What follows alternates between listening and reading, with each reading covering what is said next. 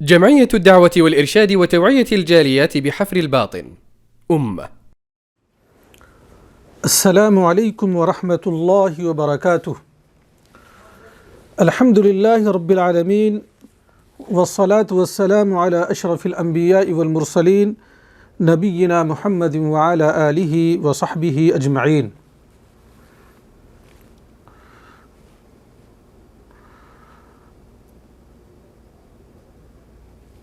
قال النبی صلی اللہ علیہ وسلم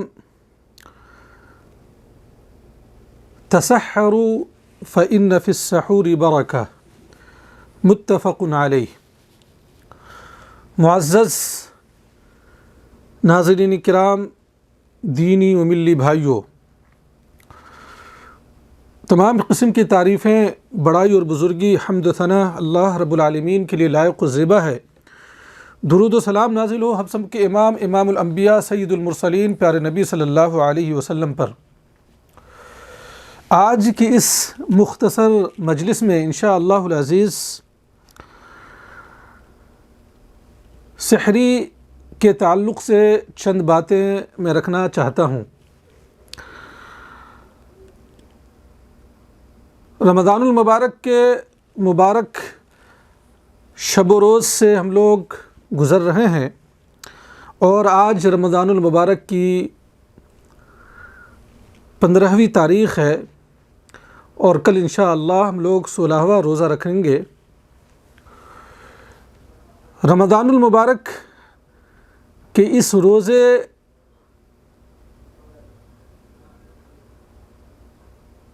کو ہم صحیح طریقے سے گزاریں، اور روزے کے ان ایام میں زیادہ سے زیادہ اللہ رب العالمین کی عبادتوں کو انجام دیں. ہمارے یہ روزے کیسے بہتر طریقے سے گزرے، اس کے تعلق سے ہمیں علم حاصل کرنا چاہیے، کیونکہ بغیر علم حاصل کیے ہوئے کسی بھی عبادت کو صحیح طریقے سے انجام دینا محال اور ناممکن ہے. سحری کے تعلق سے امام الانبیاء سید المرسلین پیارے نبی صلی اللہ علیہ وسلم کی جو ہدایتیں اور رہنمائیاں ہیں، ہمیں ان کو بھی جاننا چاہیے. سحری کی کیا فضیلت ہے، سحری کے تعلق سے شریعت کے اندر کیا احکامات اور کیا ہدایات دیے گئے ہیں، ان کے تعلق سے ہمیں علم حاصل کرنا چاہیے. سحری کرنا یہ ایک عبادت ہے، اور یہ مستحبات صیام میں سے ہے. سحری خود نبی کریم صلی اللہ علیہ وسلم اور صحابہ کرام کیا کرتے تھے، اور سحری کا اہتمام کرتے تھے، اور نبی صلی اللہ علیہ وسلم نے مومنوں اور مسلمانوں کو، روزہ داروں کو سحری کرنے پر ابھارا بھی ہے. ابھی جیسا کہ میں نے ایک حدیث آپ کے سامنے پڑھی ہے، جس کو امام بخاری اور امام مسلم رحمہم اللہ نے اپنی کتاب کے اندر ذکر کیا ہے، یعنی متفق علیہ روایت ہے، جس کے اندر اللہ کے رسول صلی اللہ علیہ وسلم نے فرمایا تسحروا فإن فی السحور برکہ، کہ لوگو سحری کیا کرو کیونکہ سحری میں برکت ہے. اور ایک دوسری حدیث جس کے راوی عمرو بن عاص رضی اللہ تعالی عنہما ہے، عمرو بن عاص رضی اللہ تعالی عنہ ہے، جس کو امام مسلم رحمہ اللہ نے اپنی کتاب کے اندر ذکر کیا ہے. اللہ کے رسول صلی اللہ علیہ وسلم فرمایا فصل ما بین صیامنا و صیام اہل الکتاب اکلۃ السحر، کہ ہمارے درمیان اور اہل کتاب کے درمیان، یعنی ہمارے روزوں اور اہل کتاب کے روزوں کے درمیان جو فرق کرنے والی چیز ہے وہ سحری کا کھانا ہے. یعنی مسلمان سحری کرتے ہیں اور اہل کتاب کیا ہے، سحری نہیں کرتے.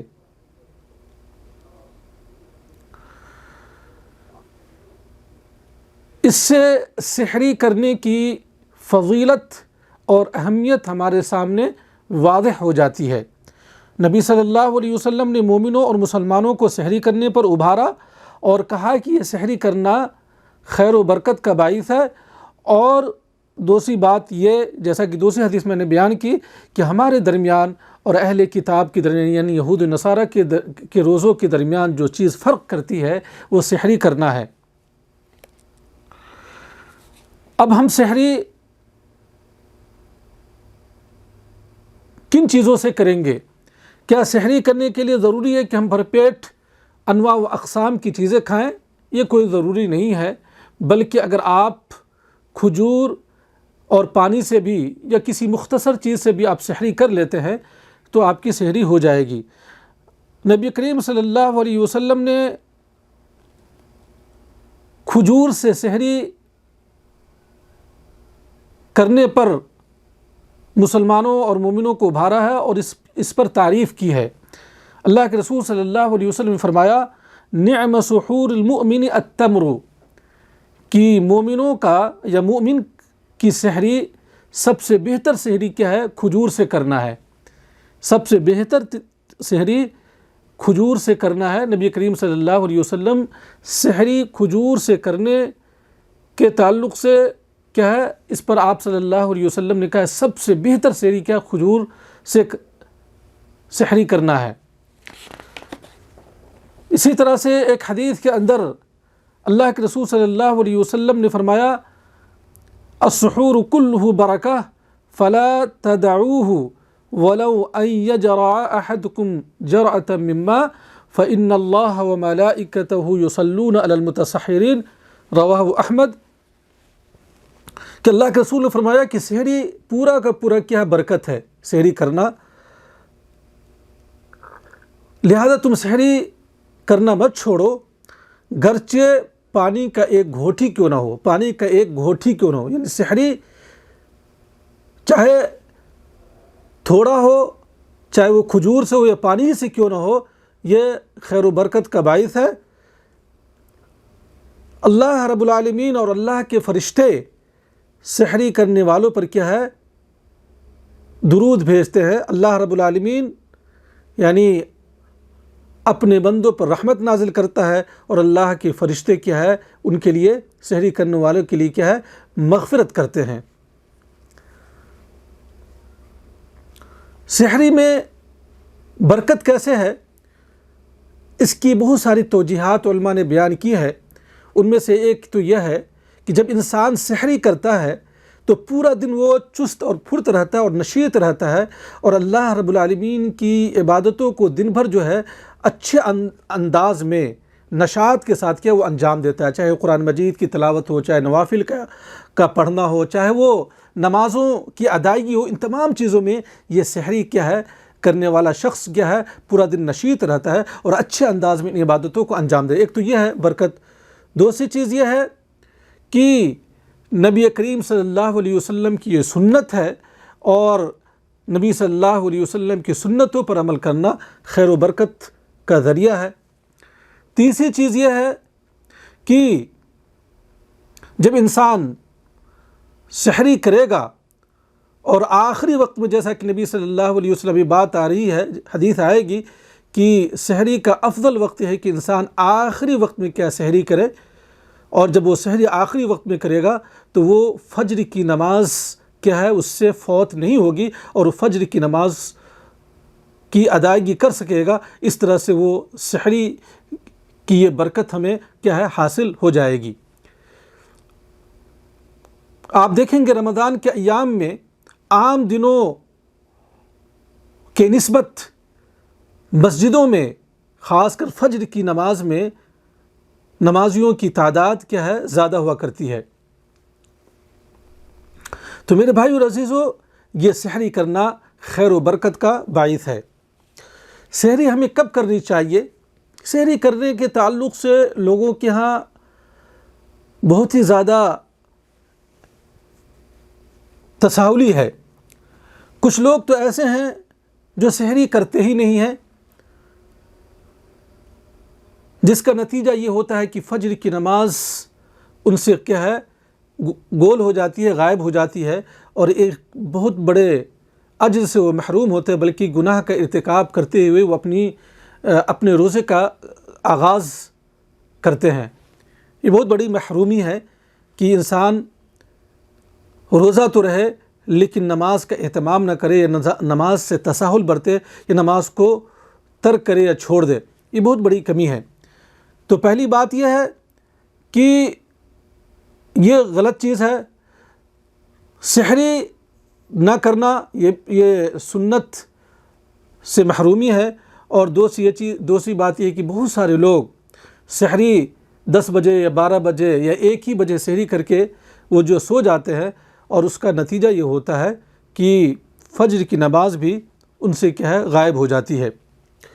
تو سحری کا افضل وقت یہ ہے کہ ہمیں آخری وقت میں سحری کرنی چاہیے، ہمیں آخری وقت میں سحری کرنی چاہیے۔ ایک حدیث ہے جس کے راوی قتادہ رضی اللہ تعالی عنہ ہے، وہ انس بن مالک رضی اللہ تعالی عنہ سے روایت کرتے ہیں کہ ان نبی صلی اللہ علیہ وسلم وزید بن ثابت تسحر فلما فرغ من سحورهما قام نبی اللہ صلی اللہ علیہ وسلم الى الصلاة فصلى، کہ زید بن ثابت اور نبی کریم صلی اللہ علیہ وسلم سحری سے فارغ ہوئے اور نماز کے لیے دونوں کیا ہے کھڑے ہوئے۔ قام نبی صلی اللہ علیہ وسلم کیا ہے نماز کے لیے کھڑے ہوئے اور آپ نے نماز پڑھی۔